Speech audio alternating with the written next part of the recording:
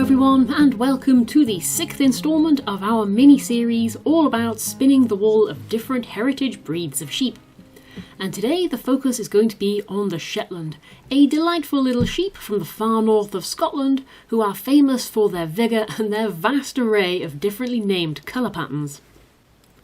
And it is worth noting as well that of all the breeds I have come across, I would be willing to argue that Shetlands have one of the strongest and most dedicated of followings, which is hardly surprising considering the popularity of Fair Isle knitting and the strong links to the wool trade and crafts that Scotland has.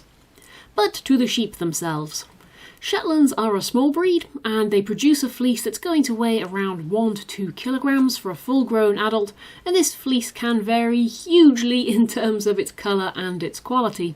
This image from the Shetland Sheep website shows the different wool colours available from black to white all the way through a wide range of greys and browns in both fading and solid colours. Although in all honesty, a lot of these colours are rare, and typically now you're only really going to be able to find black or white or the moorit, which is a sort of soft brown. The rest of them tend to only be for sale if you can find specialist producers, which is a little bit of a shame. But also, the Shetland Sheep website do have these wonderful posters for sale, which I've just found, showing all the different Shetland colour variations and the interesting names that they have that go along with them, so it's a really fascinating place to go and have a look around. I happen to have a very nice black Shetland top, although black in Shetlands is more of a sort of very dark brown with a few grey hairs scattered throughout.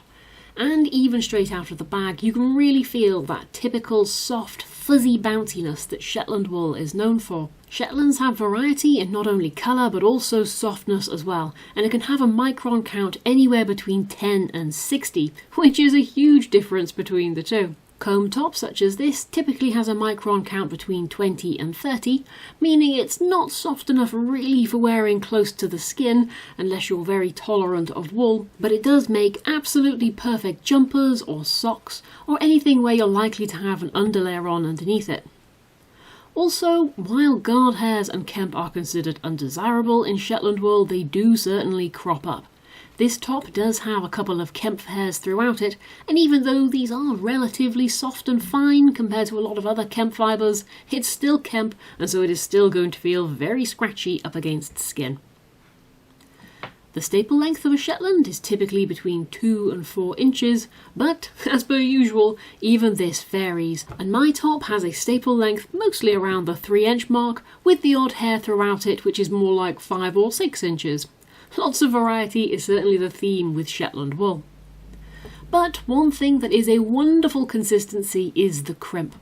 Apart from the obvious guard and occasional kemp hairs, Shetland wool has a very pleasant, fine, springy crimp all the way along the length of each fibre that contributes very much to the nature of spinning Shetland wool. And it is lovely to spin. It's really easy to see why Shetland spunnies were renowned for being able to produce a wool so fine that a shawl made from it could pass through a wedding ring.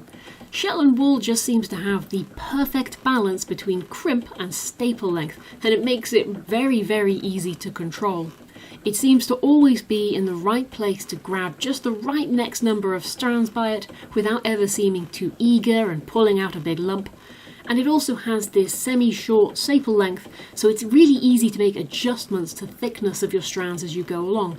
In short, it is just a remarkably obedient wool.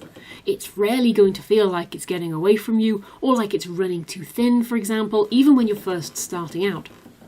And because it's so easy to control, it's very easy to get nice and thin for making sock wool, for example. And this controllability also really lends itself to practicing other styles of spinning. If you wanted to try long draw, for example, or any of the other different techniques, it is just a very forgiving wool in order to work with. Once all spun together and then plied, the yarn that it makes also has a sort of robustness that certainly reminds you of a blustery wintry night out on the sea in the freezing north. There is a certain ruggedness to it, but maybe I'm just getting a little bit caught up in the romance there. Either way though, Shetland is certainly worth having a go, whether you are new to spinning or an old hand. Anywho though, I hope you've enjoyed this little video. Happy spinning everyone, and I'll see you again soon.